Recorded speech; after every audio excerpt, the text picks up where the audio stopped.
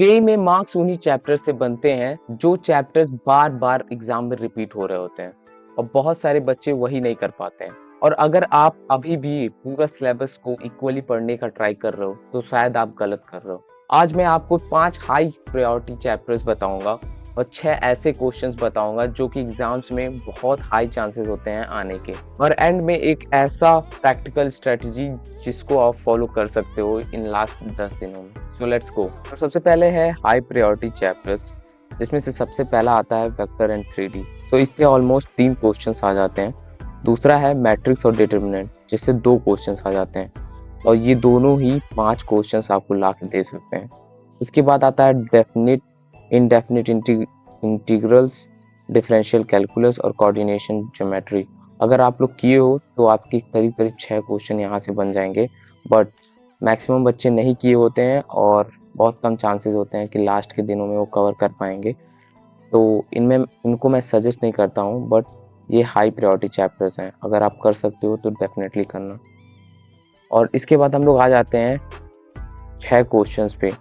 इसी 6 क्वेश्चंस के लिए मैं ये वीडियो बना रहा हूँ, इससे आपको 24 मार्क्स डेफिनेटली मिल जाएंगे।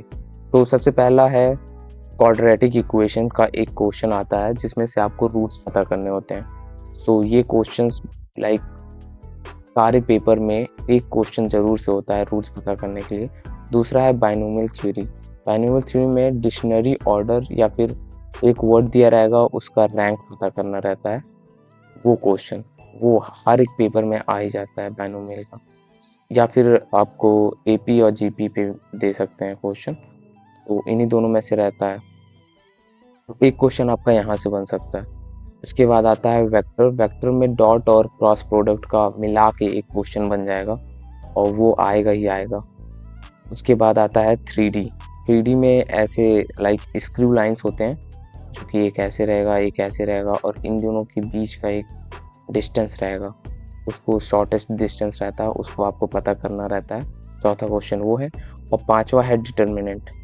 डिटर्मिनेंट में आपको 3 इक्वेशन दिए रहेंगे, और उसमें से आपको एक आध कांस्टेंट अगर गायब रहेगा या फिर कोई वैल्यू, उसी को आपको 3 इक्वेशंस को सॉल्व करने रहते हैं एक डिटर्मिनेंट बना के।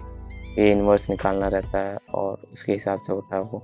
और मैट्रिक्स का एक क्वेश्चन आ जाता है लाइक ए इनवर्स निकालने का, लाइक यूजिंग एडजॉइंट या फिर डिटर्मिनेंट का यूज़ करके निकालने का। ये करीब करीब 6 क्वेश्चंस आते हैं, जिसका वैल्यू करीब 24 मार्क्स होता है। और आप इसे कैसे कर सकते हो? तो इसके लिए सबसे पहले आप पिछले 2 साल के सारे पीवाईक्यूज कर लो इन चैप्टर्स के, और इन सारे 6 टॉपिक से, जो टॉपिक्स मैंने बताए हैं उनके जो क्वेश्चंस दिए गए हैं, जो क्वेश्चंस पीवाईक्यूज में आए हैं उन सारे करके रख लो। पिछले 2 साल के आप बहुत ईजिली कर सकते हो इन लास्ट के 15 दिनों में। और आप अगर कोई क्वेश्चन कर रहे हो 4 से 5 मिनट में, तो आप उसका जाके सॉल्यूशंस ज़रूर से देख लेना, क्योंकि अगर आप सॉल्यूशन देख लोगे तो शायद वो और इजी वे में करके दिखाया होगा वो टीचर, और आप उसको और अच्छे से कर पाओगे विद इन 1 या 2 मिनट्स में। I hope you like the video.